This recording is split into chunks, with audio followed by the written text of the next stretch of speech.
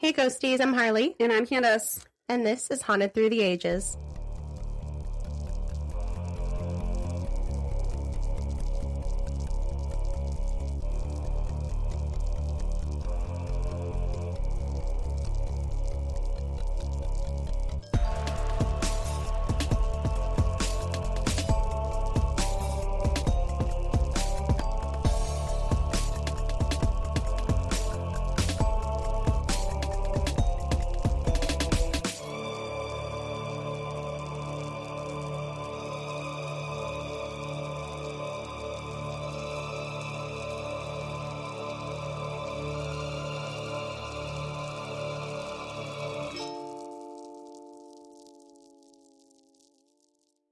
I had a burp stuck. It's like hurting me. You're so ladylike. I love it. It's hurting me. Ow. Okay, first of all, let's book talk. Okay. My sweet angel daughter Yes. has a death wish. So I sent her the same snap that I sent you. Not snap, but that meme that I sent you. Yeah. I will never forgive you. Mm-hmm. Can we mention the first thing you said to me when you saw me? When I saw you, so I sent you that before I saw you. Yes, and I didn't see it. So I think it stems from my hairdresser. Mm-hmm. Tells Rhiannon about books that she's reading. Rhiannon gets into the books that she says, then tells you. And I think it's a great system for her to tell you, and then you tell me. I tell you, yeah. And I don't tell you where it comes don't from. Don't directly want to know where it comes from. I just said, read this book. It's great. Granted, my daughter's an adult. You know, she's got her own family. Still, she's 8 years old in my eyes. Right. So the book is called Under Your Scars. Yes. Not stars, scars. Mm-hmm. I almost got bored with it, like a little bit, because it just kind of lagged. And then I get to, and literally Harley is passing me every 5 minutes, like with the creepiest look on her face, like, how far are you? I was like Jaws circling a fucking boat looking for a snack. Like I was just peeking, just passing by. So I have chronic dry eyes, so my eyes do not tear up. But if they could, I would have been an abs. I did tear. Like they puddled. They puddled. I did have them. They did not. They don't. It doesn't fall unless I'm super, super mad. Like with stuff going on with my mom. Like if I'm super, super mad, or I'm fighting with Matt because he's really good about getting the tears to fall because I want to slice him open. It doesn't happen. But he's still breathing. He's still breathing for legal reasons. He's still breathing. I'm just saying. So I send Rhiannon this thing, and this little savage child of mine sends me the laughing faces. Yeah. And says, "Oh, you finished the book." She laughed at me too. I immediately see Harley walking up to me, and my first words are, "You're fucking dead to me. You are dead to me." She just yelled at me a lot. She tried walking away. I'm like, "No, wait, get back here. Get back here. No, you don't speak." And then Sandy, she's still trying to read this book, but she thinks we're talking about another book. And she was like, "Oh, the next one comes out in July." There's more? How is there more? That's all I'm saying. I'm like, no, go away. I literally told her, I was like, go away. Because I wanted your reaction, but I can't tell her. She only knows one bomb from the book. The rest she does not know. I listened to the book on Audible. Harley attempted to and got to where the last 3 hours of the book and just was so into it. She just wanted to hurry up and finish it to figure out the ending. So she didn't get to hear the voices. Yeah. You went back through and listened to the voices. I did yesterday. I went back through. I listened to the last 3 hours, which I'd switched over and just flipped through on Kindle so I could figure out what the fuck was going to happen. Right. And then I cried again. Sobbing. This girl walks over to me, so then her tears stem more tears from me. We're both crying, standing at, in our workspace. And who walked up? Was it Chris? Yeah. Chris walks up, and he was like, he looks at both of us, and then just turned and walked away. He just turned and walked away. He's like, you know what? No, I'm not ready for this. Sandy walked up first and is like, what the fuck is the matter with you two? We can't tell you. And then later it was Chris. He walked up, looked between us, and he was gone. He's like, I don't get paid enough to do this. I do not get paid enough to deal with both of you at once. It's too much. Cindy's like, do you need a hug? No. I'm already crying. Hit her. That will make it better. And then I'll laugh. It'll be fine. It'll be great. It'll fix it. This is going to solve all of our problems. That was so funny. And we have this ongoing group chat from the four of us, and we are all like literally follow the bouncing ball. We are all over the place with our group chat. Sometimes I think Jen just reads it for entertainment. Like, she pipes up every once in a while, but she's just like, I can't. I think she's so done with our bullshit. I can't. Like, also, I think she still wants to be with us, but, the grass was greener, so. The three of us, last night, when I tell you I was unhinged. I was hysterical. Okay, so the puddle story.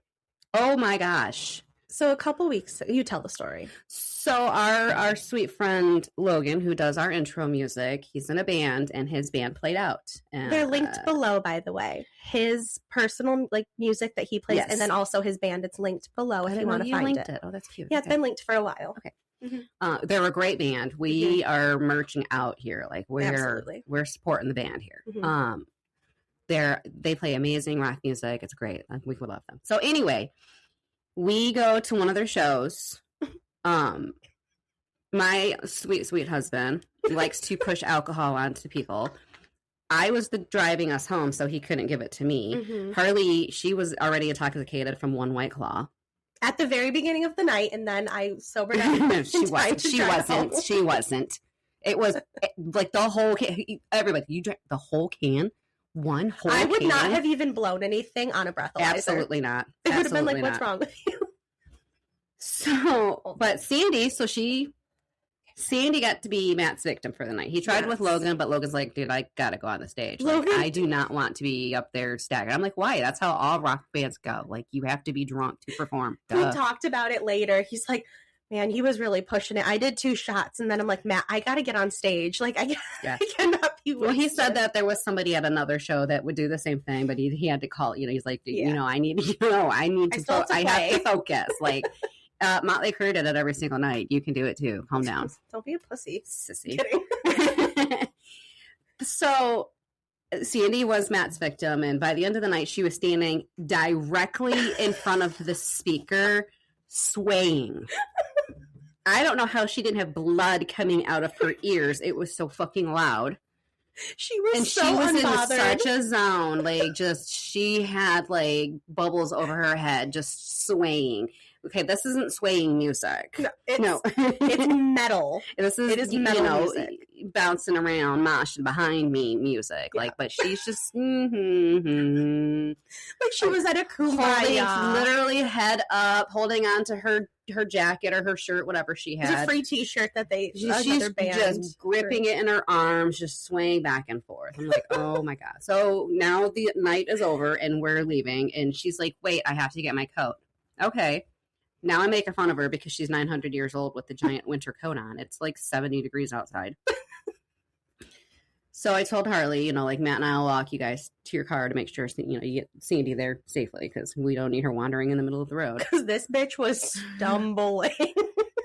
Get her to the car, and there's a puddle next to Harley's car. So Harley goes to open up the passenger door for Sandy. She says, Sandy, be careful, don't step in the puddle. Immediately, Sandy's like, oh, a puddle!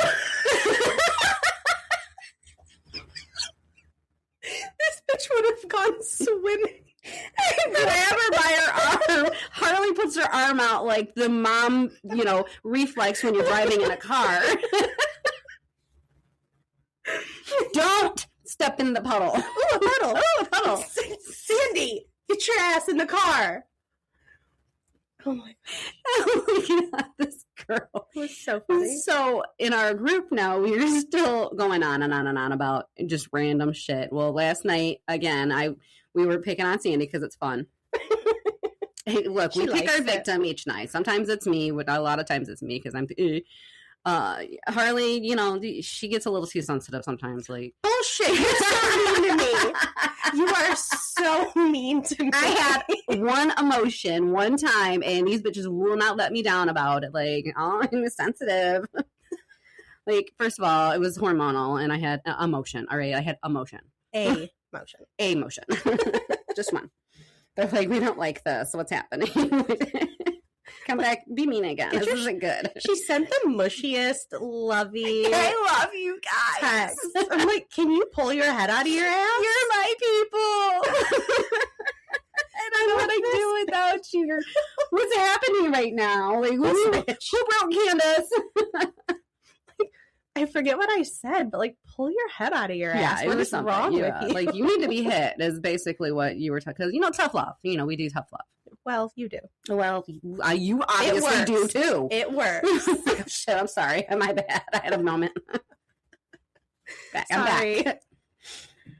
So I think it was you sent this video of basically a carbon copy of Sandy about this, you know, like, don't jump out of the car while it's moving, and the kid opens up the door and falls out of the car while it's just moving. Rolls out. He's so drunk, he literally opens the door and just rolls out of the car. And on top of it, it says Sandy. That's all. No description needed. Mm-hmm. So then I said, "Oh, Sandy, don't step in the puddle." It's that GIF or GIF, whatever, however you say it, of that woman in the long, like, trench coat skipping through, holding grocery bags or whatever, hopping through puddles, whatever it is. And then Sandy sends this, basically herself jumping through the puddle. Harley's locked in the bathroom stall, wheezing. I was laughing so hard. I'm like, I hope nobody walks in here. Sandy's at home. I'm at home. Harley's still at work. But we can hear her in our brain. She's laughing. I'm like, if somebody walks in here, they will be concerned. I lost it. And it just goes on and on and on and on. So Rhiannon wanted to talk books one night, and I tried to invite her into our group, which then sent streams of paranoia in the other girls because I forgot to let anybody know that I was doing this. So then this random phone number just pops up into our group. I can see who it is. I know exactly who it is. I was panicking. What? Because we say some pretty wild shit. A lot of shit that would get us canceled immediately. Immediately. So maybe fired. The most politically incorrect. Especially when we're talking about, you know, the tripod. Definitely not do that in front of the. Yeah. Anyway.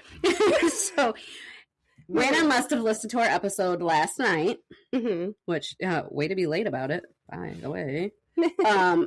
And comes at me in all caps, that says, where did it start? Hold on. Immediately. The first text. Hold on.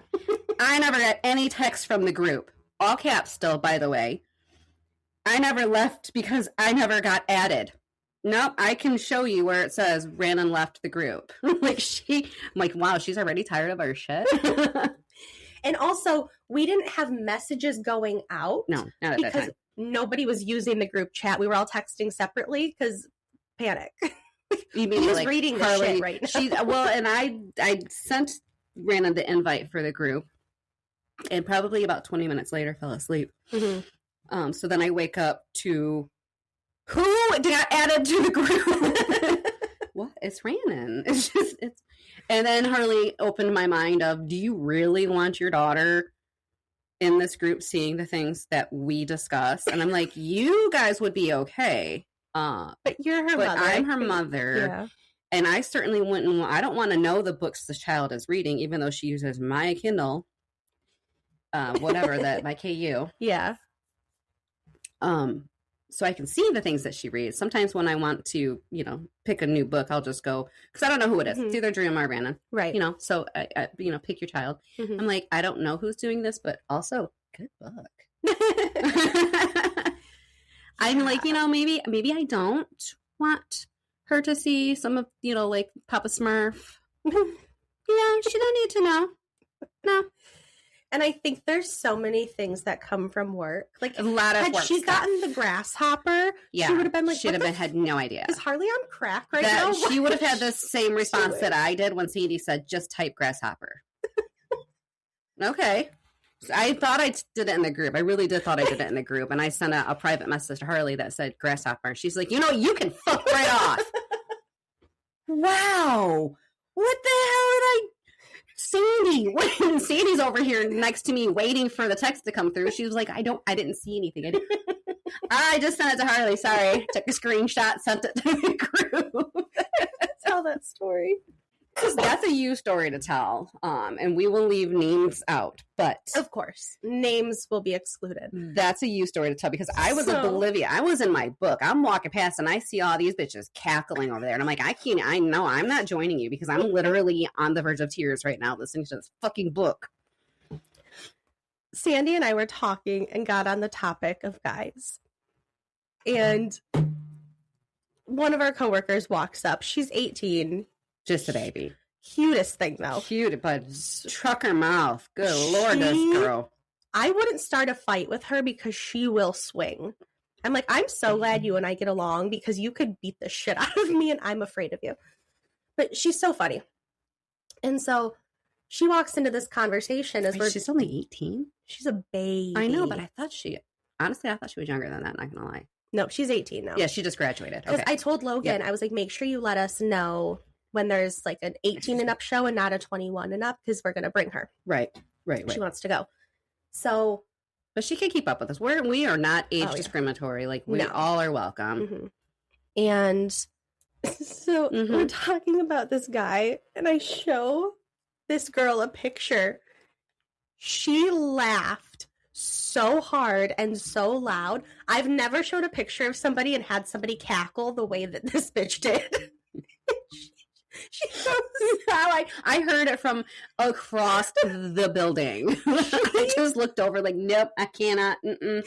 She was laughing so hard.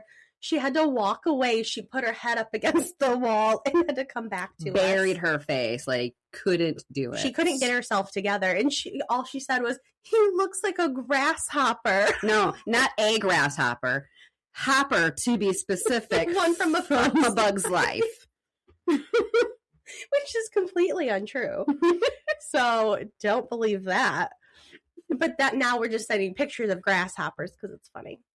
Well, I sent a picture of, I forget what the context was, but something about Smurfs came up. Oh, it was like the three all friends. You said was I'd bang Papa Smurf. And I'm like, what? No. And then I saw that the Papa picture. Smurf. But first of all, can you explicit yourself a little bit? Jeez. What? My kids listen to this. Okay, can cut it out. No, it's fine. I really don't care. You know that. Sandy was talking about, are you working in the morning? Something. They sent you, somebody sent this emotional thing about, friendship. It wasn't me. It was Sandy. I think it was. Everybody needs level-headed friends who give constructive advice, but everybody also needs feral friends who feed you margaritas while you vent and vibe off your energy until you both want to just burn it down.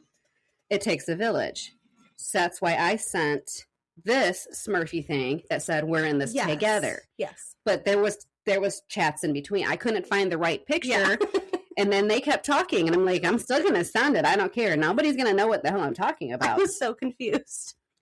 And then, so I don't know why you asked if I was working. Oh, that's right. We're in this together because you thought I was going to be at work in the morning. Sandy said like, oh, same, I'll be there. And then you said that. I'm like, no, you're not. It's Saturday. So then, of course, I had to deep dive and found this very, very nice picture of Papa Smurf muscled out and, white beard and everything. And Sandy's like, no, not for me. And Harley asked if she was on crack or something. But also then she sends a picture of a grasshopper. She's like, it's fine. I like my men green. I prefer green. Sorry, that was a wild tangent, but this is how our texts go. So if you guys can follow the bouncing ball of our conversations, you would be in good with the conversation, but like So we're funny. everywhere. We're all off the fucking hinge. You should have seen her and I cackling this morning over what Logan said. That one I can't say out loud, but it was so funny. No, but we can't say out. We scared the shit out of Dave. That was kind of fun too. Go for it, please do. That was Again, so funny. Harley and I talking in conversation. And Are we ever not together? No.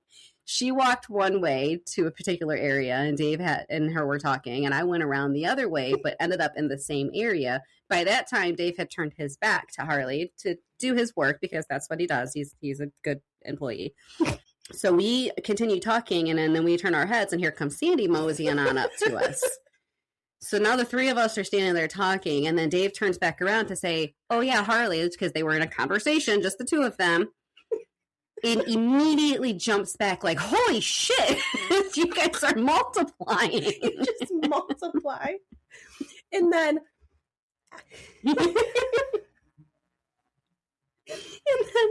after that conversation with the one girl who cackled and called him a grasshopper, I was upstairs with Steve. That's when I typed grasshopper to you. Yes. And then you showed up. Like I showed up there to tell you off. So then we're all in there and Dave's there. And then this girl walks in. And she looks around and goes, oh, fuck. When we're all together, you know it's not good. It's never a good thing to have all of us in the same room.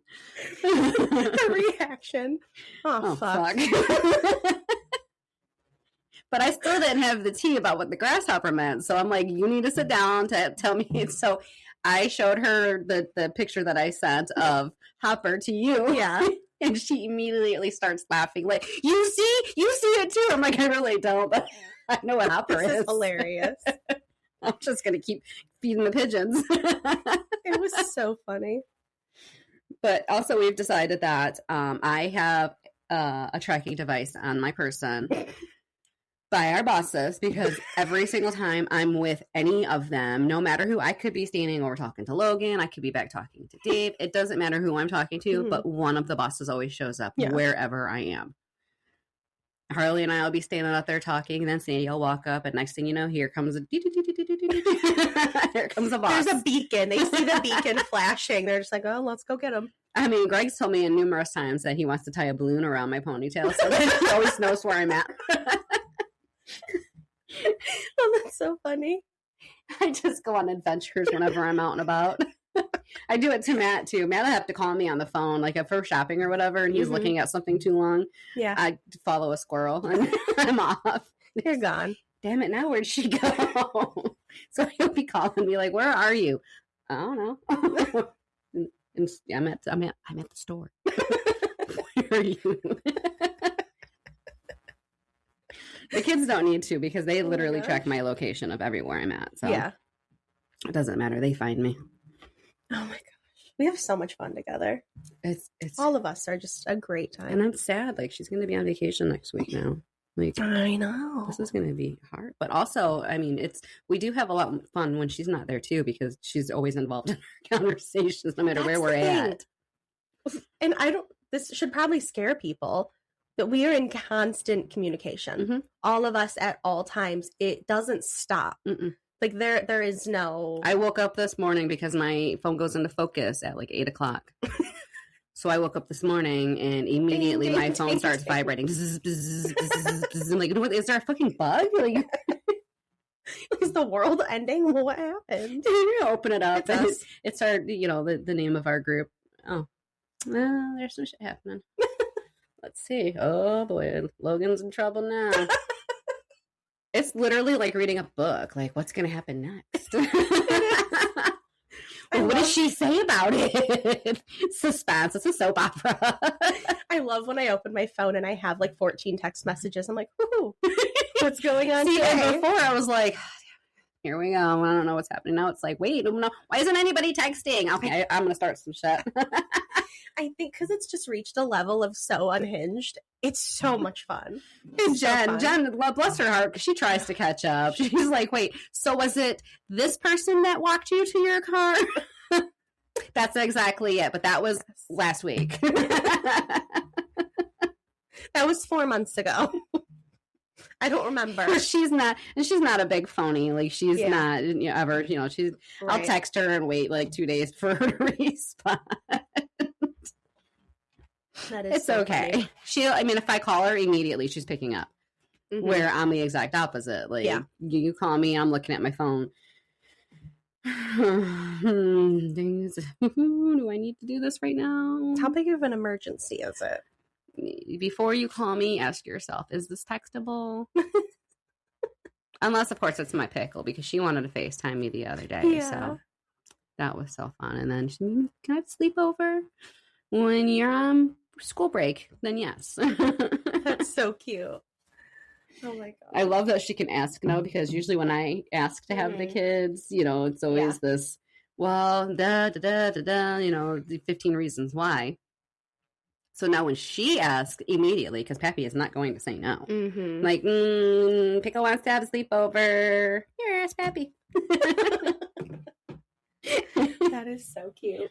You ready to get into it? Yeah, we probably should. I feel like that was all after hours worthy, so you're welcome. Yeah, that was that needed to be said, though. Everybody needs to know. Like, all of you people that don't know us need to know. This is what you got yourself into. We just have the best friend group and friendships. They're so much fun. And when we even mentioned, like, we're so mean to each other. So mean to each other. Yeah, like Matt. I was telling Matt last night. Like, I'm cracking up. He's like, what's so funny? I'm like, oh, nothing. We're just picking on Sandy again, making fun of her. Why would you do that? Because it's fun. It's our love language. Because it turns her on. I don't know. It's fine. She's not going to hear this for like 2 months, because I think she's listening to last year's episode still. Like, what did you mean by this? And I'm like, what are you talking about? Like, I never said that. Oh, I did? You remember in your one episode? No. Listen, no. I re-listened to my episodes like, ooh, these girls are good. That's pretty funny. What's happening next? I've lived the life. I know what happens next, but now I need to know what's going to happen next. I haven't been re-listening to our episodes for quite a while. No, but when I do go back and I listen to one, I crack up. Unhinged. I'm like, this is fucking hilarious. And then it reminds me of like our bullshit. Like, I'll listen to this one day in the future. Mm-hmm. And I'll hear the stories we told, and I'm like, oh, I forgot about that. I can't wait to hear this. I can't wait to hear last week's. I think last week we were wheezing too. Yeah. Rana said that's her favorite part, by the way, is you're wheezing. That's so sweet. You're welcome. Lose your shit and start. The weave almost fell out of the chair.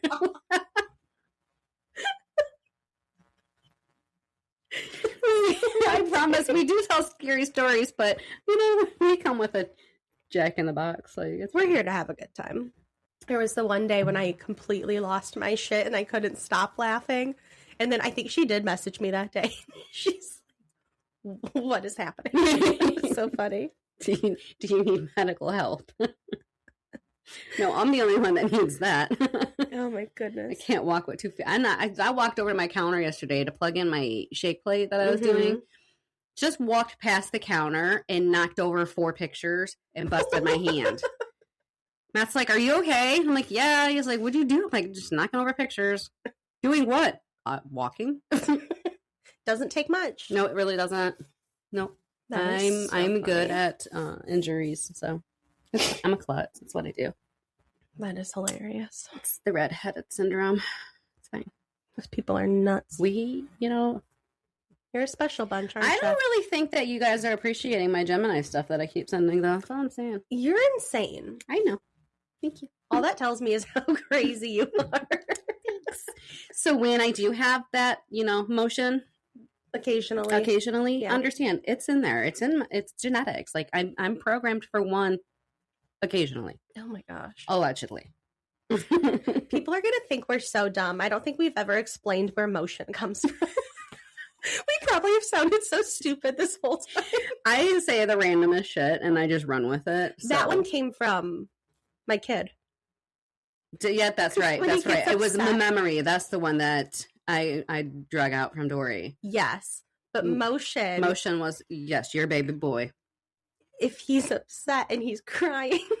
He has emotion. And he goes, I'm just feeling a lot of motion right now. So we picked up motion. So now it's just, we don't have emotions. Now it's a part of our language. We have motions. Just like crocodile. The crocodile. Yep. There was a couple other ones that I loved that he says. I'm like, you know what? I'm going to use that. Yeah. That's what I'm going to do. They're so like, funny. You know, little baby boy, my potato, he does rocket ship blast on. Blast on. Yeah, so I'm like, rocket ship blast on. No, Mimi, off. Rocket ship blast off. No, blast on. Kid. Get it right. Gosh. I'm trying. I don't know. I don't know how to do it. The roadie pin. The roadie pin. Mimi, I need the roadie pin. Okay, you need a roadie pin. Brandon didn't even realize he said it like that. Yeah. So, and I told him, like, he says roadie pin. Or when he says Rebin's name. Rebin. Mm-hmm. That is so cute. I said, I was talking to him on FaceTime the other day, and it was right before we did Monster Jam, Truck Jam with Dreama. I said, I'm going to go see Dema, because he always says Dema, Mimi, Mimi, Dema. That's how he talks about it. So I'm Mimi Dema, she's Dema, Mimi. It's Dema now. Now he's Dema. grown up. Now he says it the way that my pickle says it. Oh, that's funny. No, Mimi, it's Dema. Oh, ow. That one hurt. Because I liked Dema. Dema was my favorite, and I was Dema. He's getting older. I know. Now he's starting to pronounce words correctly. I'm like, no, can you not? That's hard. My niece, my favorite one with my niece was Talk to Belle. Talk to Belle. Yep.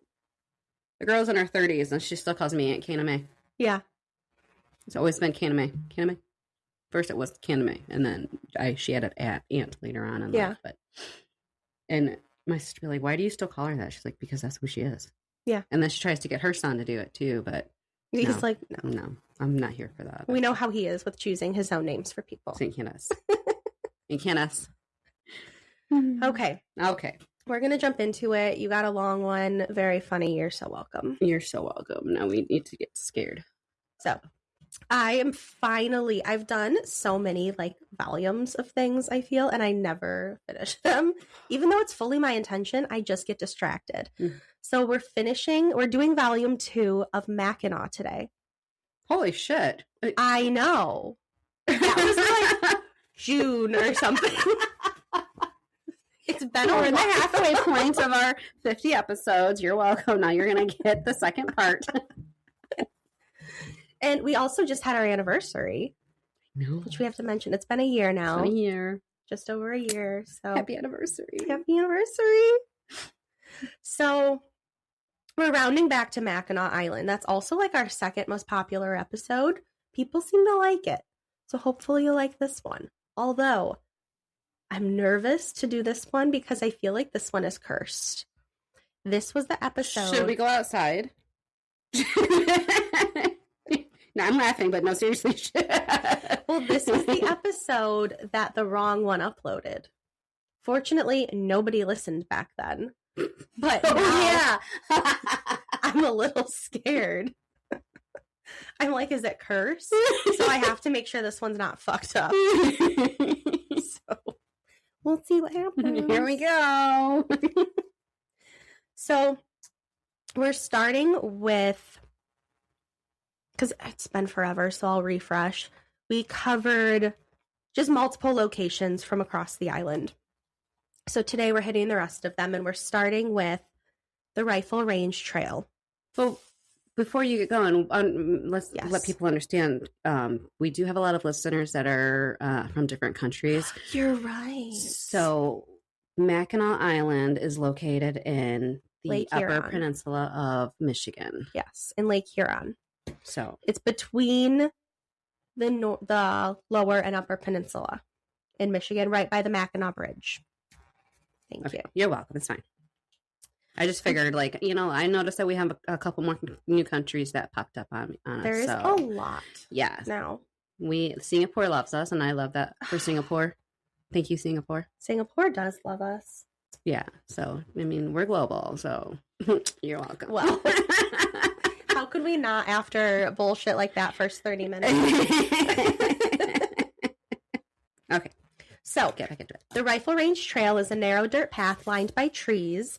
And it leads from Fort Holmes, which is another military fort that sits on the island. And it's at the highest point of the island. And it goes to the rear entrance of Fort Mackinac, which for those of you that know Mackinac is the giant fort you see up on the hill when you first get off the boat. Hell, you can see it from like across the lake. Surrounded by gates. The big white thing on top of the hill. This path was once used as a shooting range. And on December 5th of 1828, Corporal Hugh Flynn and Private James Brown got into an argument. During the fight, Brown said, quote, "God knows which one of us will live the longest." And they went on about their day. But then later that day, Flynn was sitting in the mess hall when Brown came in with a musket, and before anyone knew what was happening, Flynn had been shot through the neck. Brown claimed it was an accident and the gun just happened to go off, but he was charged with murder. He spent 14, so that's why you can't threaten. So then it's premeditated. Oh, yeah. Yeah, doesn't look too good. That's not so good. So he spent 14 months fighting in court and was eventually sentenced to hang by the neck until dead. Despite the many attempts made to get his sentence pardoned, Brown was hanged on February 1st, 1830. The exact location of his execution is unknown, but it's believed to be somewhere near Fort Mackinac, perhaps even on the range.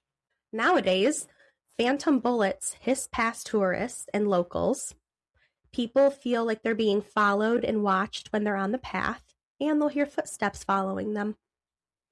A state employee was even enjoying a summer walk with his fiancée when he felt someone step on the back of his shoe. Turning around, he came face to face with a soldier who just disappeared, and it's believed to be Private James Brown. No, sir. Absolutely. He was close enough to step on your shoe? No, thank you. Absolutely not. Like, the deeper you get into that, I'm like, oh, that doesn't feel well. Mm-mm. No, sir. Too close. So the next location is the inn at Stonecliffe. This place is beautiful. I love this place. It's so gorgeous. It's over, just to kind of picture it, because I know a lot of us have been there. It's over on the west side of the island, facing, like, bridge side. Okay. So it was built in 1904 as a mansion for, I don't know how to say their last name, Cudahy, something, family. So the father, Michael, ran a successful meat packaging company in Chicago, and he purchased the property on the island so he could build a little getaway for his family. He purchased 150 acres, making him the island's largest landowner at the time. And Michael, his wife, and their 7 children enjoyed the home until 1910 when Michael passed away. So it was built in 1904. He died in 1910, so he did not get long there. Mm-hmm. So the home was sold in 1915 to Alvin and Sally Hurt, who added a playhouse on the property for their children, which is now the Woods Restaurant, which sits behind it. Alvin died 6 years after the purchase, but Sally remained until her death in 1948. And the home has changed hands several times, and different owners have upgraded and added to the property over time. And there are 2 stories that I found on somewhere online. I don't know if it was Reddit. The first one says, "A couple of years ago, my sister had an experience at the main inn at the inn at Stonecliffe. She tried to unlock the door to her room, but furniture had been moved in front of it, and it was blocking the door. The strange thing is there's no other entrance to the room, and when the door was finally opened, she noted that all the windows were closed and locked. A member of the staff said it happens frequently, and she requested a new room." Like, yeah, sometimes they just move all the furniture. Sorry. No. No. Ma'am. This other guy wrote a story, and he said, "My roommate, the Black Fabio," yes, we're still living together, "experienced a ghost last night while riding from the Woods Restaurant to Woodville. He was with 2 other employees riding along the above road at midnight. They heard a sound of changing bike gears and my friend looked back to see a man racing up behind him. All three men pedaled to the left of the road to let the person pass, and they waited, but no one did. They kept riding. After a few minutes, the changing of gears happened again, and he turned to see the man even closer to him and wanting to pass. He yelled out, "He wants to pass again, get to the side." And again, no one passed. They eventually turned right and waited for the person, and no one appeared.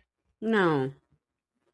Left. Out there in the woods? Absolutely the fuck not. And then there's a story about the Woods restaurant, which, like I mentioned, was the playhouse for some of these rich kids, because it's a whole ass restaurant now. So it's obviously pretty big damn playhouse. And it says, the Woods restaurant itself has plenty of haunted stories, and many people claim to have seen the woman in white. God bless. She's there.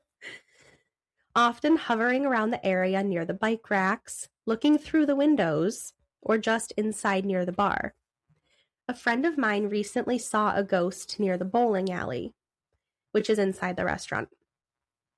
He said it looked like a life-size painting of a lady in a red dress, and when he looked closer, he saw it was a person standing in front of the wall. He came back moments later, and it had vanished. Of course it did. The next location is the Lilac Tree. I don't think I'm going to after this, though. That look that you just gave me has me a little terrified now. Oh, no, I'm just a fan of lilacs. Every year I say I'm going to get up there for Lilac Fest. And I want to go so bad. You have to book like 2 years in advance, though, for that week. So the Lilac is located downtown, and it became an all-suite hotel in the early 1990s. Before it was a hotel, it was called the LaSalle Building, and it was a dorm that housed seasonal workers. On September 9th, 1989, a fire broke out, claiming 2 lives. Most of the workers had already left for the season, but one of the 7 who remained threw a lit cigarette into a trash can, and it slowly burned. The nearly 100-year-old wood of the building was no match for the fire. It took firefighters 7 hours to get the blaze under control. Jeez. The only thing firefighters had on their side was the weather. It was a cold and rainy night. Had it been dry and windy, they believed that the fire would have destroyed most of, if not all of, the historic downtown area. Wow. Yeah. Firefighters believed the building had been evacuated at the time. However, a man and a woman who'd been seeing each other died trying to escape. Turns out the fire escape signs in the building led to a stairway that had been boarded up for years. Their bodies were found only 10 feet from the doorway, and only 2 feet from a bathroom where a window could have been reached. The building was a loss, so it was torn down and turned into the Lilac Tree Hotel, which now houses the Island Bookstore, Leather Corral, Betty's Gifts, Michigan Peddler, Greta Turtle Toys, Roses and Sadie's, and the Christmas Store. And a lot of my information, I know I mentioned this in the first volume, but again for this episode, a ton of my stories I'm getting from Haunts of Mackinac, which is a book written by Todd Clements. He's actually the guy, I believe still till this day, who started and runs the ghost tours on Mackinac Island. And he wrote this book where a ton of this information came from, but it was published in 2006. So I don't know if everything is, as far as these stores go, I don't know if they're all still accurate. It was 20 years ago, but I can only find so much on the internet. So if something sounds weird, that might be why. And I had a lot of trouble finding actual haunting stories about the Lilac Tree, like the actual location, and the book was pretty limited about what it mentioned. But it did say that activity is fairly new, like in the last, couple of decades. And it's all attributed to the people who died in the building. And it said that they like to hang out in the basement where the spa is located. And that's where the scariest events occur. Though I couldn't find what they were, but worth mentioning. You know what? We don't go to the basement. No, and that's where the spa. I don't need a spa. I'm not spa material. Look at me. What part of me makes you think, yeah, she must attend a spa regularly? If I had the money. I had a massage once. I felt like I was abused. Oh, really? Oh my God, it hurt so bad. She was so mean. Like, why do you like this? Why is this fun? She's using her elbows as she got down to my foot. And you already know, like, my foot surgery. She's trying to bend my toes. Like, bitch, it's fused. It don't bend. You gotta find the right person when you Oh my God. It was like a deep tissue something. Absolutely. I don't know. I think my kids were mad at me when they bought it for me. Oh no. I went there with confidence, like, ooh, they say that you must feel so good, $1 million. I walked out of there like I just got beat the fuck up. No, that's horrible. I hurt less doing kickboxing. Mm-hmm. No, deep tissue serious. When they start hitting pressure points. Oh my God. It'll light you up. She's like an ape in there pouncing on me. And she wasn't a big girl. Like, how are you hurting me? You're little. Pressure points. That'll fucking hurt. My God. No, thank you. No, no. So the next location is called the Geary House. And it was built in the 1840s. It was owned by many people, but named after its builder and first owner, Matthew Geary. And Matthew was a man of many trades, including family man, lightkeeper, justice of the peace, and local fish inspector. He also became a village trustee in 1848 and then passed away in the 1870s. Today, the house is owned by the Mackinac Island State Park Commission. And while it doesn't have a lot of stories, it does have one of the most famous Mackinac ghost stories. So, back in the 1870s, after Matthew Geary's funeral, a young woman who worked for him was on her way to the cemetery when she realized that she left her gloves at his house, so she stopped there to grab them. When she opened the door, she was stunned to see a familiar man descending the stairs right in front of her. It was Mr. Geary, but his body was obviously on the way to the cemetery. No. But he was on the stairs. So. No, he's not. Where is he? No, I don't know. Where's his body? Who is that? Like, who actually is in the casket? I just saw your body. What do you mean? Who is that in there then? And did we do something very bad? The next one? What? No, I'm Oh. Ugh. The next is one of the most haunted places, and that is Fort Mackinac. So, yeah. I kept the history, because there's a lot, and it was in a lot of battles and blah, blah, blah. I kept it very brief. So, in 1779, when British commander Patrick Sinclair saw the island bluff, he knew it would be the perfect place to build a fort for his troops. Though it was built by the British, the fort was handed... Sorry.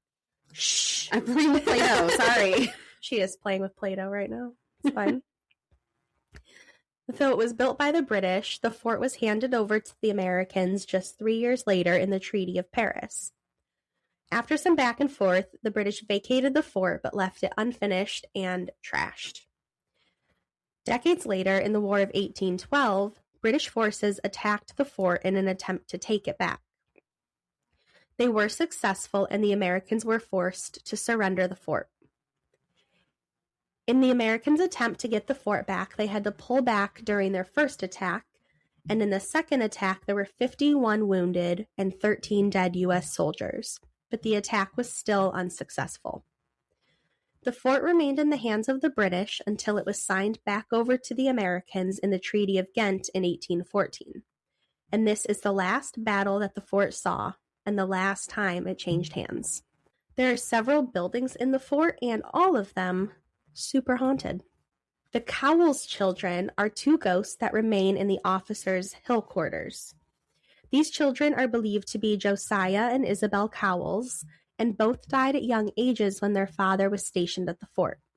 Josiah died at only 5 months old from a gastrointestinal disease, and little Isabel died 4 years later at just 5 years old. And these names might sound familiar if you listened to the last episode, because their mother, I believe it was the very first thing we talked about in that one, their mother is the ghost who's said to haunt the cemetery on the island where the children are buried.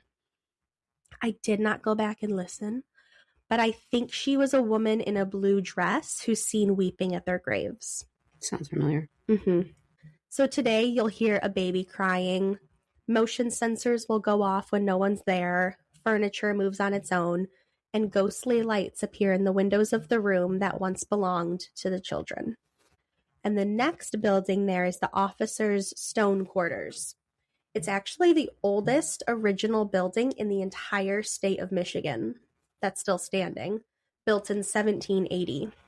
Now used for the kids' quarters and tea room, they put toys out for kids to play with during the day, and then toys are put away at the end of each day. Oftentimes, when staff comes in the next morning, toys will be moved around as if they were played with overnight, which is kind of nice. Give them something to do. They're just playing. So I think it's trying to cute. bother anybody. Yeah. At the North Sally Port entryway to the fort, you can hear what sounds like a piper playing a tune, especially on foggy mornings.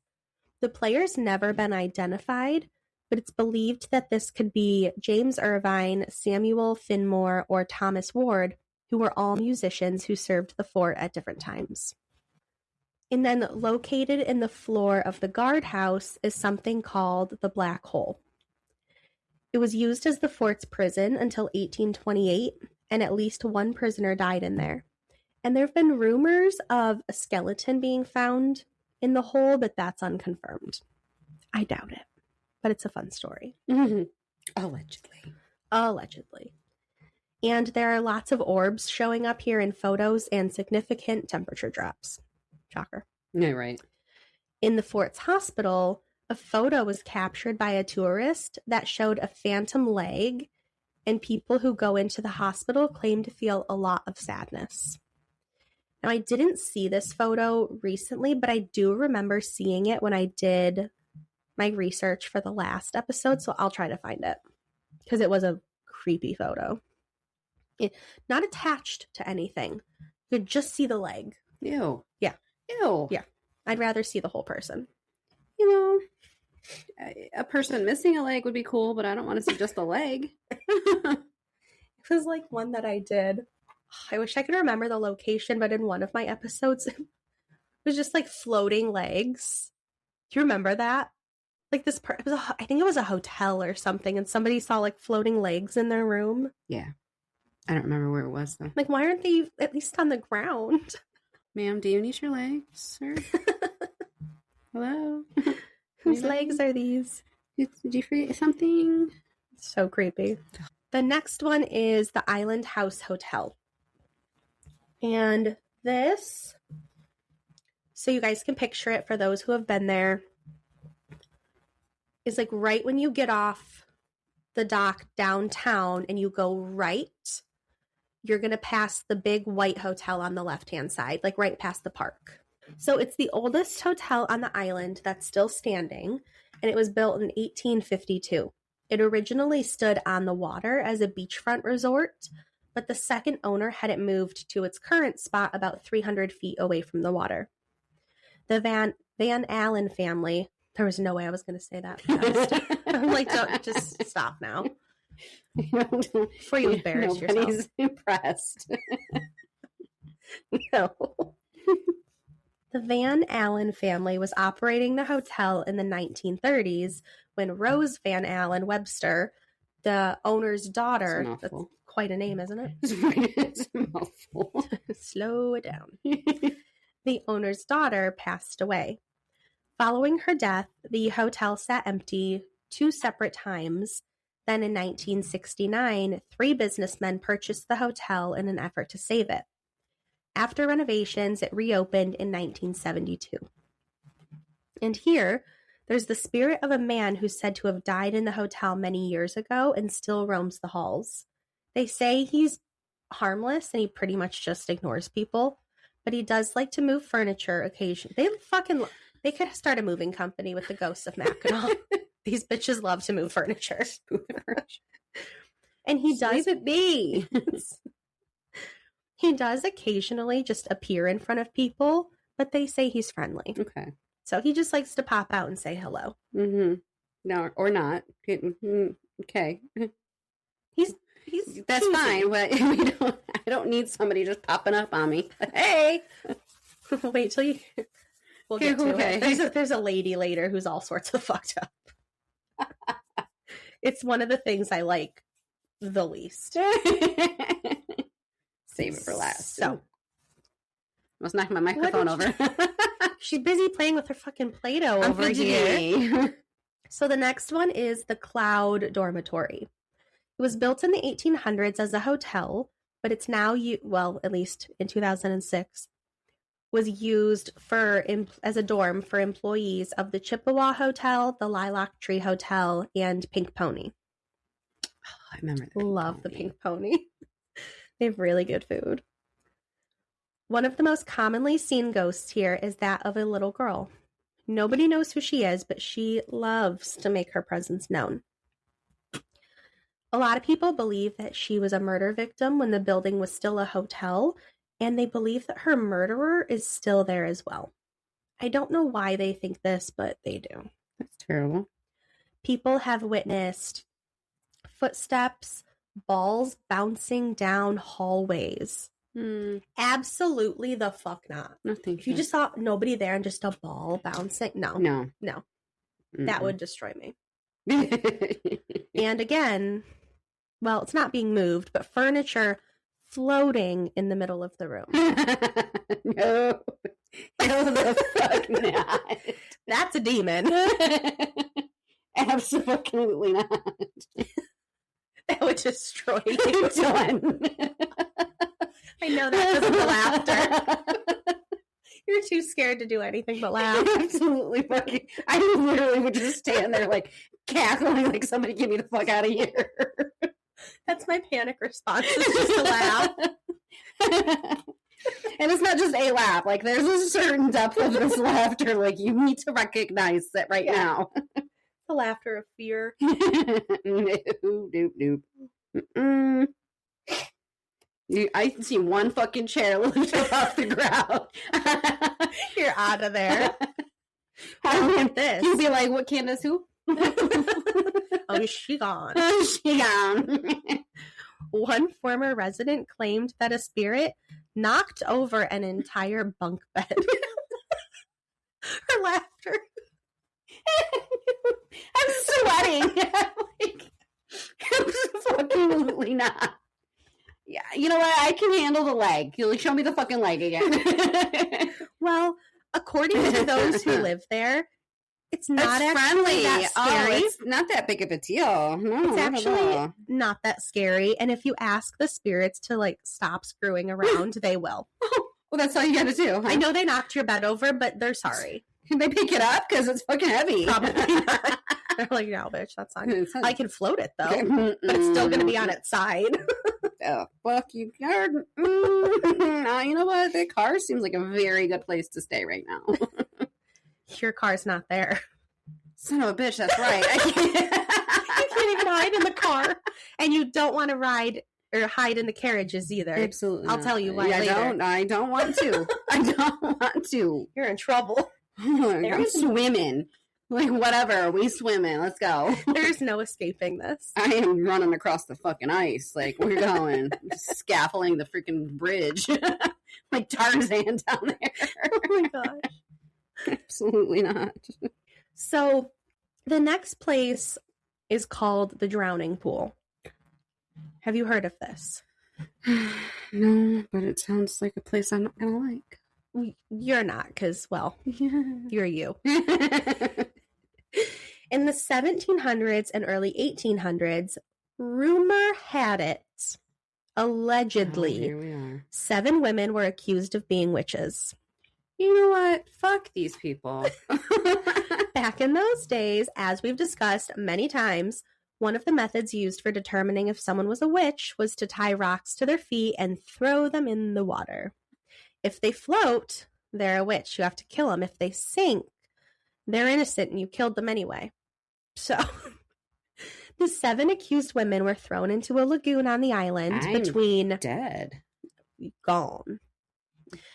Mission Point and downtown Mackinac. And all of them, shocker, drowned. I wonder why. Probably because they fucking rocks tied around her ankles. Legend says the women haunt the waters to this day. And visitors report seeing mysterious splashing, shadows, and dark figures floating above the surface. If it makes you feel any better, it's all bullshit. Thank God. This is a story. I did deep dive into it because I'm like... Because you fear for my life. Thank you. Naturally. Oh. I'd kill for you. Don't worry. They're not getting you. Oh, she has emotion. I have all the motion. I got all of yours as you hang on to your one. I have the rest. You're welcome. They're tangled. It's a tangled web we weave. We're complicated people. So I did deep dive into it. Everything I found, people are like, oh yeah, this is a story that goes around. It's definitely true, blah, blah, blah. But then there's other people that like literally have lived on the island and they're like, I'm generational. My family's been here forever. I promise you this isn't true. One person on Reddit said they deep dove into it so far, they found where this originally stemmed from. And it was a guy who started it and then later said, it's Just bullshit. kidding.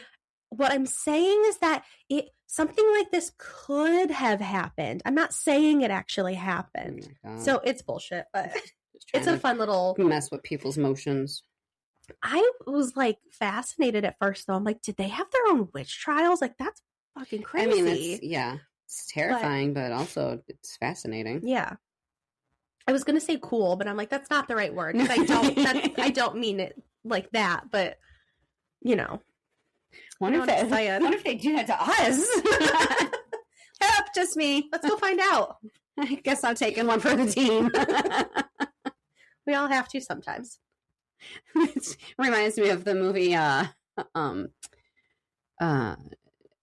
Great and Powerful Oz with the little porcelain doll. She's this little porcelain doll in the movie. She's so fucking cute, and they're going after the Wicked Witch, and she's so excited about it. She's literally like a foot tall, like you know, and she's made of porcelain, so you can hear her little toes clicking away, and she goes, "Let's go kill ourselves a witch." Okay. Don't know what you're gonna do, but I love the enthusiasm. And then seeing her skip and bounce around reminds me of Sandy trying to go over a fucking puddle. That bitch. Oh, so funny. I will never let that go. Ooh, a puddle. I just said to stay out of the You puddle. literally went mother on her, like, don't step in the puddle. Ooh, a puddle. Bitch, you don't even have your rain boots on. She was getting into my car. I'm like, if you fall in that fucking puddle and you're soaking wet, I'm sending you back and Logan is taking you home. I'm not doing this. Put her in the back. Put her in the car. Get the hatch. Get your ass in the car. Stay out of the fucking puddle. So funny. So this next one is a little mix here. It's the Harbor View Inn and the Spirit of Madame La Framboise. Oh. That's French. Oui. You looked at me. I could see the anticipation on your face. You knew I was going to do it. I thought you were just too focused in your book. I'm like, oh, missed opportunity. It's fine. Nope. Oui. So, this will also include St. Anne's Church as well. So, I love St. Anne's. It's so beautiful. I'm going to read the story straight out of the book because it was a lot of information and a bitch was tired. She got lazy. I got off work really late and had to be back at 4 a.m. and I had very little time in between. By the time, let's also mention, I said, hey, can we record this day instead of this day? Because I have something going on. That's your idea. And you said, yeah, let me just double check with Matt. I don't think we have anything going on. And then you never told me until I said, hey, are we able to record that date? You're like, yeah, I thought that was confirmation enough. Like, you're like, you not read my mind? Like, hello? like, yeah. I'm like, yeah, I'll double check with Matt. I don't think we have anything going on. It should be fine. Okay. Are we recording? Like, yeah. I'm like, well, you had to check with Matt. You're like, well, I told him we're recording that day. I'm like, no, we're recording. You didn't tell me. So then I had to finish anyway. Maybe we were recording. I finished my research. Okay. So this, just to be clear, not my words. This is straight out of the book I'm reading. This little passage. passage. Don't get confused. Harley is pulling a Candace right now. Because I am never prepared. I'm like, it was just so, I'm like, that's a lot to like, because there was no even copy paste. I'm like, I had to type all of this. Yeah. It was gone cross-eyed. Yeah. So, born in 1780 near the present-day city of Grand Haven, Michigan, Madame La Framboise, I'm going to say it every time, was the daughter of a French-Canadian fur trader and an Ottawa Native American woman. She was married in 1794 to a prominent businessman, Joseph La Framboise. Well, I know it wasn't you falling. What do you think that was? It was a loud-ass thud. That was Bob. Let's hope. Do you want to check? Nobody's crying. I haven't gotten an SOS, so we'll keep going. Okay. So they were married in a traditional Ottawa wedding ceremony. The next year, in September, their daughter, Josette, was born. Madeline, Joseph, Josette, and later son Joseph Jr. settled on Mackinac Island. While on the island, Madeline and Joseph were married again in 1804. Only this time it was, quote, official, and took place at St. Anne's Church. Madeline would spend most of her life on the island. She was a devoted member of St. Anne's Church and may have been responsible for saving the church from financial ruin at one time. Her close connection with the church would play a significant role throughout her life, even affecting her after her death. In 1806, Madeline's husband Joseph was away on business when he was murdered by an intoxicated Native American named White Ox after Joseph refused to give him more liquor. White Ox was captured and brought to Madeline, who showed him mercy by granting his release, his only punishment being permanent banishment from his Native American tribe. Joseph was buried near present-day Grand Haven, but later Madeline had his body exhumed and brought him back to Mackinac Island. The death of Madeline's husband changed her life. Instead of selling the extensive businesses her husband owned, she decided to run them herself. An uncommon choice for a woman of that time. She found great success in fur trading and made her mark on the industry. In 1820, she decided to retire from the business and spent most of her time on Mackinac Island, where she was better known as Madame La Framboise. While she was enjoying her time on Mackinac Island, her daughter Josette married the commander of Fort Mackinac, Captain Benjamin Pierce. Captain Pierce, a relative of former President of the United States Franklin Pierce, was a generous man. He helped construct a home for his mother-in-law and blessed her with a granddaughter, Harriet, in 1817. Little Harriet. Aww. That always reminds me of April and Jackson. With little baby Harriet. Grey's Anatomy, for anybody that was missing that part. For any of you losers who didn't know that reference. Kidding. The home still stands today and is now a cozy historic hotel called the Harborview Inn. That's the house. It's quite large. That's not a house. That's 17 houses. Yeah. Okay. But you know, that's an apartment. Good for her. Not long after the home was constructed, Madeline's daughter Josette died while giving birth to her second child in 1820. Dang. A boy named Langdon. The infant died soon after, and both were buried on the island where St. Anne's Church now stands. Captain Pierce left the island for reassignment in Florida, leaving his daughter Harriet in the care of her grandmother. Over the years, Madeline remained an active member of St. Anne's Church, and she donated not only her time as a catechism teacher, but some land for a new location for the church. This land is where St. Anne's Church is currently located, across the street from Madeline's former home. On April 4th, 1846, Madeline's health failed and she passed away. She was buried next to her daughter and grandson under St. Anne's Church. What? Under? Under. Oh. And this, which I found fun, my favorite place to stay on Mackinac is the Hans Inn, which is literally right next door. They are so close together. Visited, but never. No. And then when I learned all this, I'm like, "Ooh, wow! I was really close to that. No wonder I was afraid to take a shower by myself. That explains the creepy feelings. So much making sense now. Oh, didn't realize that years ago. Who knew? The next occurrence that took place is believed to be the cause of Madame La Framboise's restless spirit. During the mid-1950s, St. Anne's decided to construct a basement underneath the current building. The problem was that Madeline, Josette, and Langdon's remains were all buried under the church altar. Therefore, in order for the basement to be built, the remains had to be moved. No. Have we never seen Poltergeist? Oh my gosh, you people.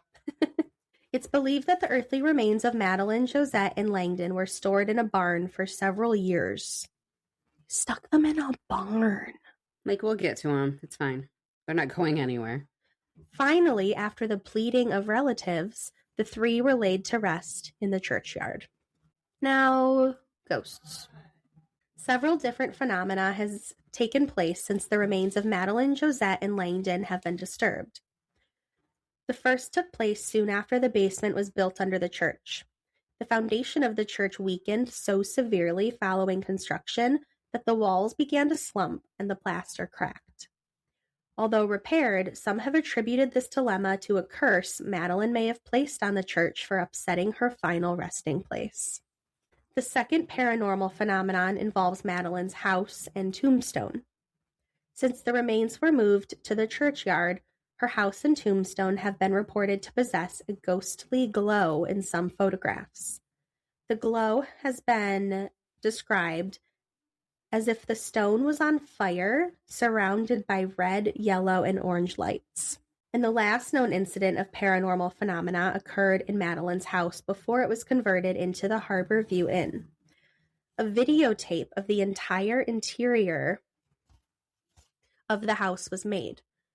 When the tape was played back, the footage was present, except for a gap several minutes in length. The gap showed nothing, just a blank screen. And the missing footage was that of Madame La Framboise's bedroom. Nothing else was missing from the video. Creepy. So our next location is Bailey Cottage. It was used as a boarding house for tourists and workers, and it's believed to have been a brothel, and during Prohibition, an illegal distillery. What a fun place. The attic ceiling is supposedly still charred from the burning stills.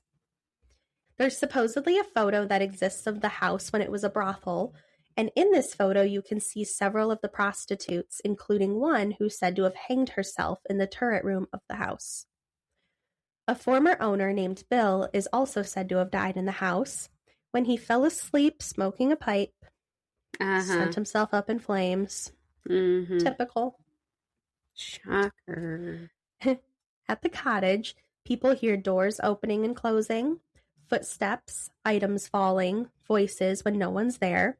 And in the attic, when you're on the floor below the attic, you can hear things shuffling around and like boxes are being moved. Mm-hmm.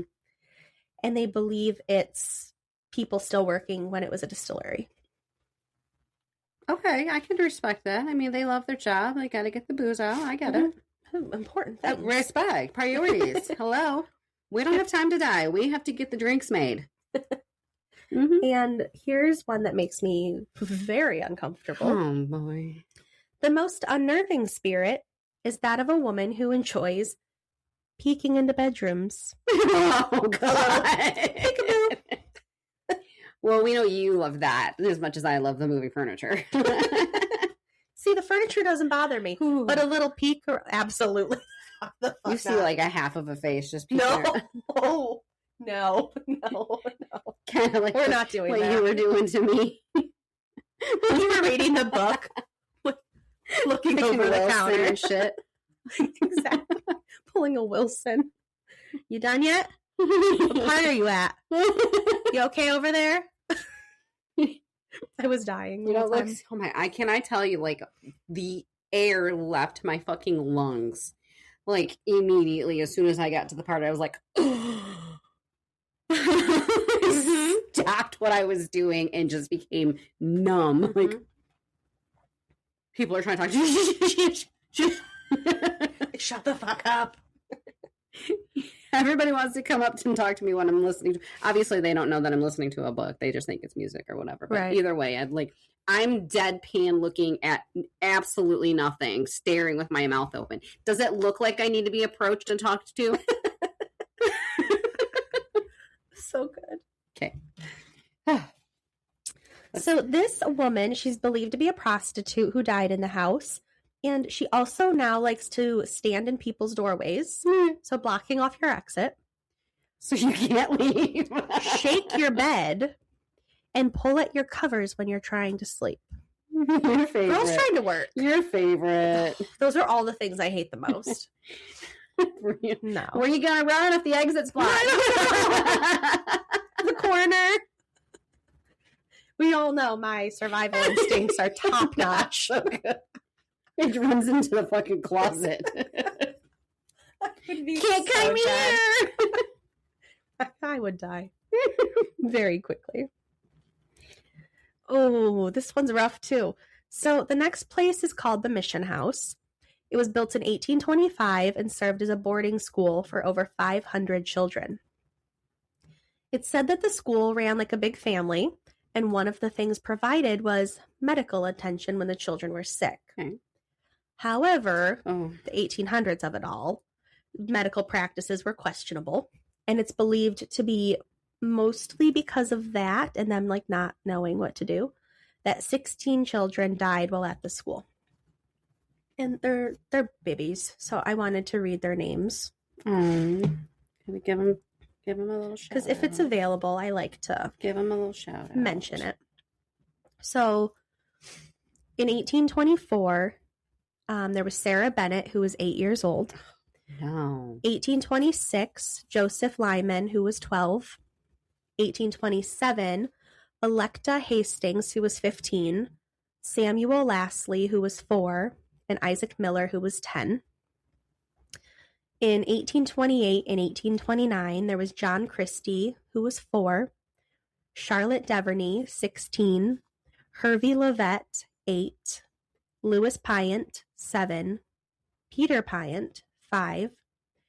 Margaret Sayer, 8. John Sayer, 12. Robert Sayer, 6. And Eliza Warner, 8. In 1830, there was Mary Lyon Grant, but there's no age. And it's unsure of the year, but it's also reported that there was a baby named Hayden Burke, and a rock fell from a cliff and hit him, and he passed away. So.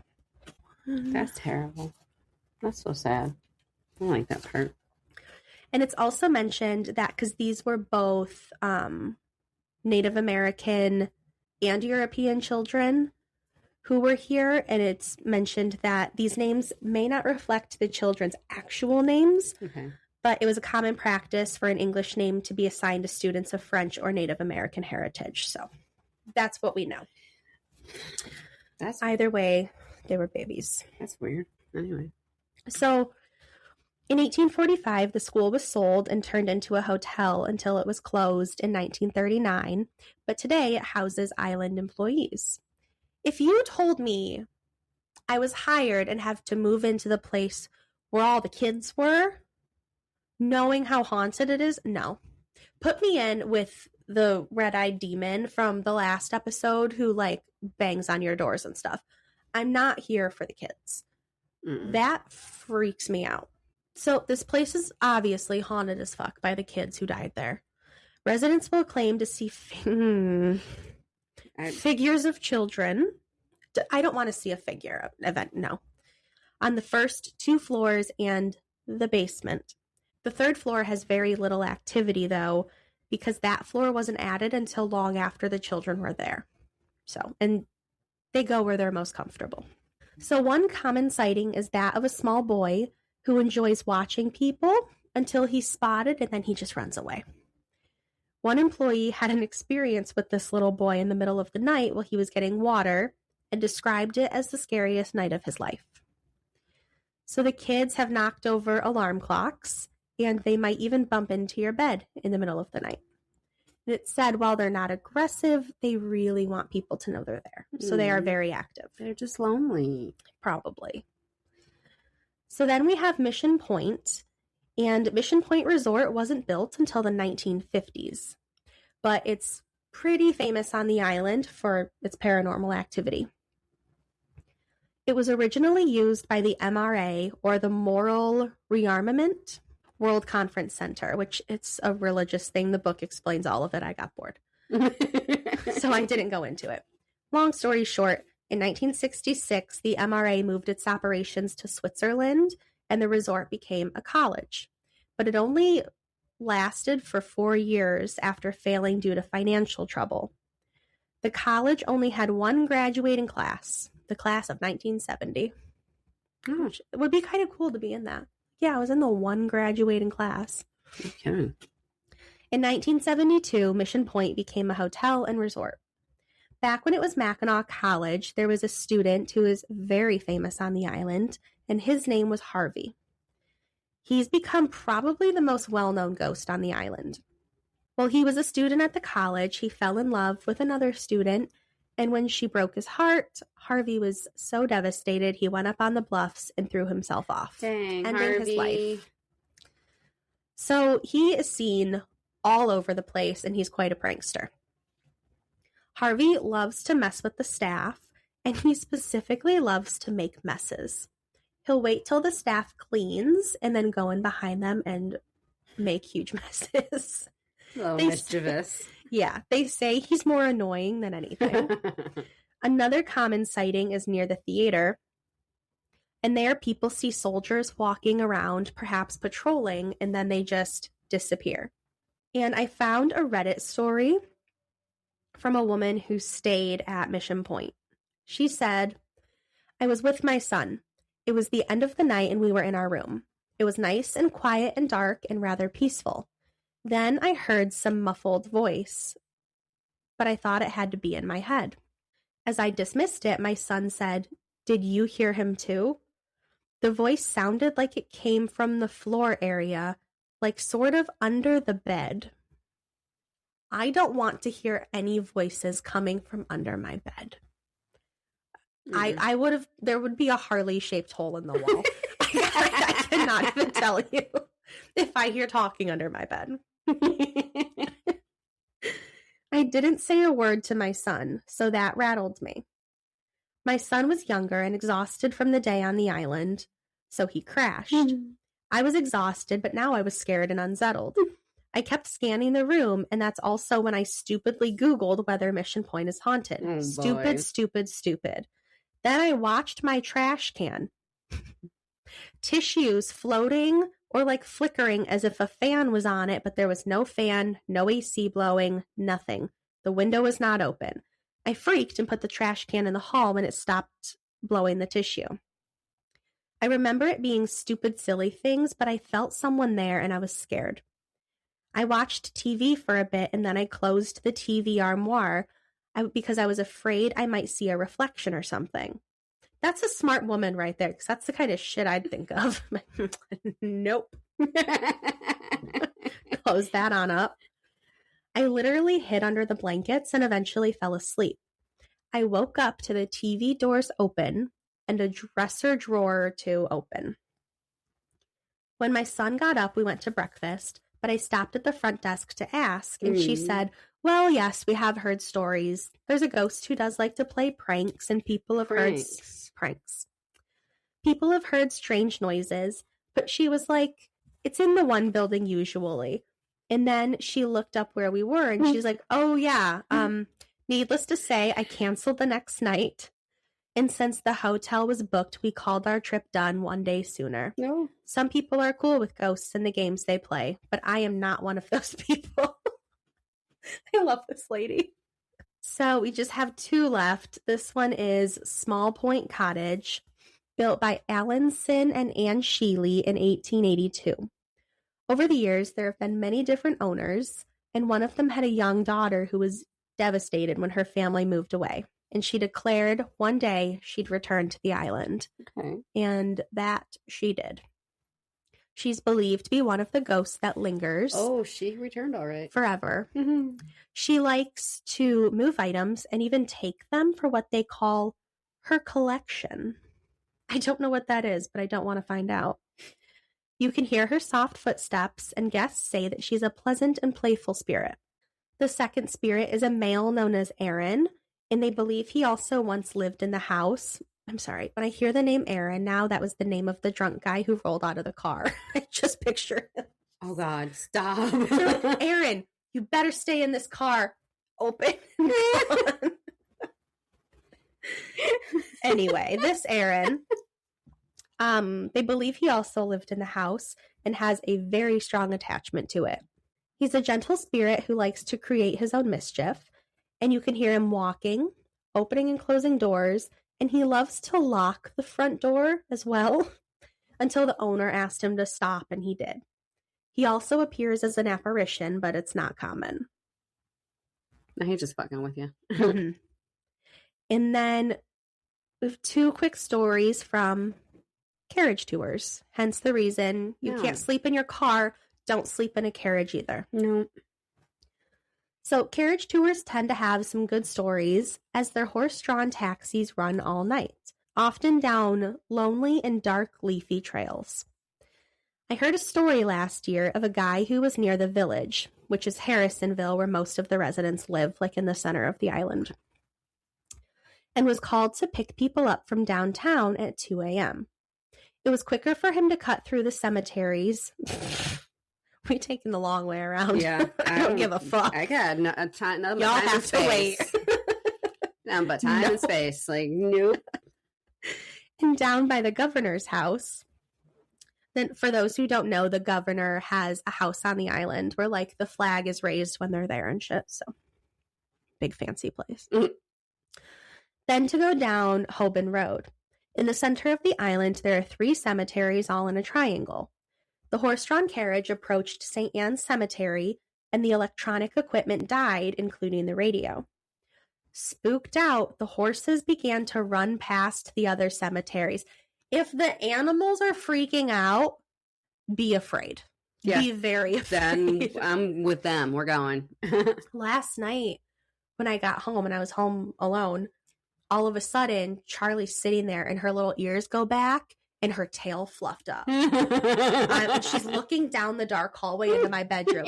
And I'm like, what the fuck are we looking at? Why is sleeping in there tonight? So I very nervously have my phone flashlight and I poke it up. She was looking at Sharon. She wanted to jump on her. I'm like, you little asshole.